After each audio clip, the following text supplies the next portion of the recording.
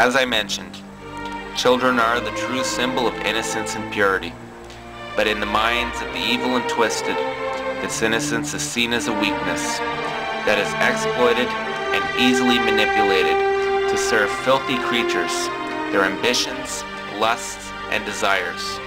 These kids are nothing more than expendable numbers to them.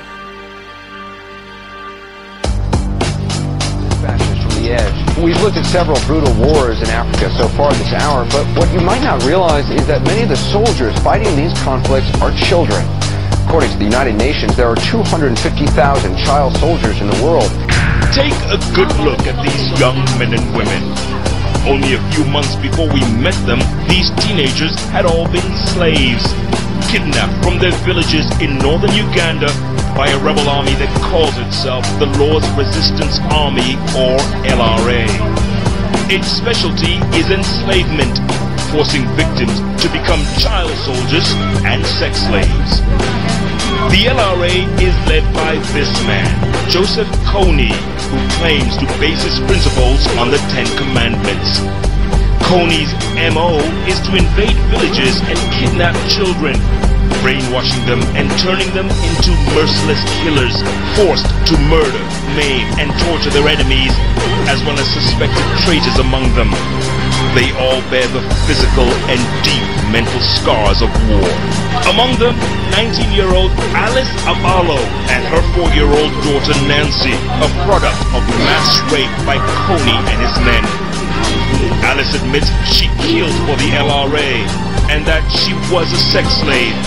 Her body a constant reminder of her traumatic past. 2 bullet wounds in her leg, shrapnel scars in her chest.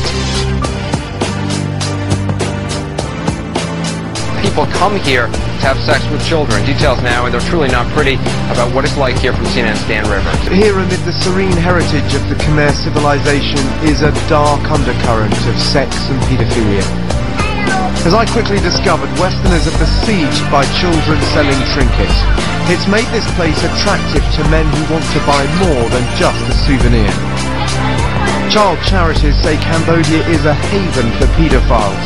World Vision says more than 15% of boys it surveyed said they were sexually abused before the age of 9. But critics of the country's government say a lax legal system and endemic corruption mean many offenders aren't punished. Graham Cleghorn didn't escape though. In a trial that captivated the nation, he was convicted in 2004 of raping 5 teenagers while living in Siem Reap. Those girls up there, those witnesses of mine, were told if they didn't say that I molested them, they would never see their parents again. Our County Major Crimes Task Force makes 3 busts in about 3 weeks, and 2 of those 3 suspects have ties to Brigham Young University. Now, Catherine May joining us live from Provo right now. Catherine, these men were allegedly trying to entice young girls, apparently over the internet. Is that right? That's right, Mark. The undercover officers met the suspects while they were chatting online. That's what they're telling us anyway. And they say the officers were posing as young girls, and they're telling us that the suspects were trying to make plans to meet up with young girls to have sex or oral sex. It's important to understand what Jeffrey Leonard is capable of. He lured 2 brothers, 16 and 13, into his home and his hands. He showered them with gifts and money and even sent them love letters which are too sick to read out to you. The same goes for their police statements. They were systematically sexually abused beyond belief. I have not.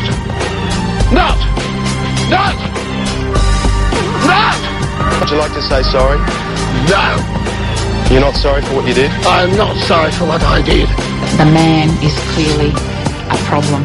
Penny Johnson and her lobby group Bravehearts campaign on behalf of victims. It's absolutely unfair that the perpetrator of the crime, a vicious crime, a destructive crime, has all this freedom to live where he wants to live and to move around wherever he wants to move around, whilst the victims have been forced to spread out across the country to simply get away from it. Sure, Jeffrey Leonard has served a lengthy prison term, but his victims got a life sentence.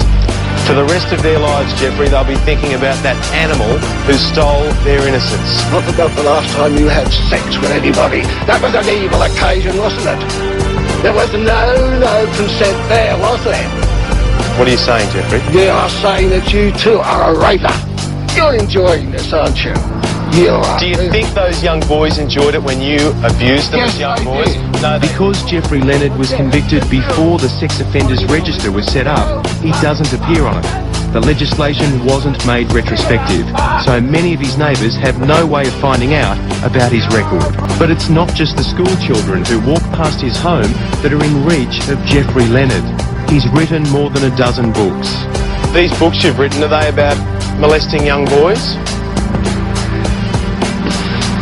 They're about all sorts of things. Are they about molesting young boys, Jeffrey? About molesting young boys. They're about molesting young boys. How to do it.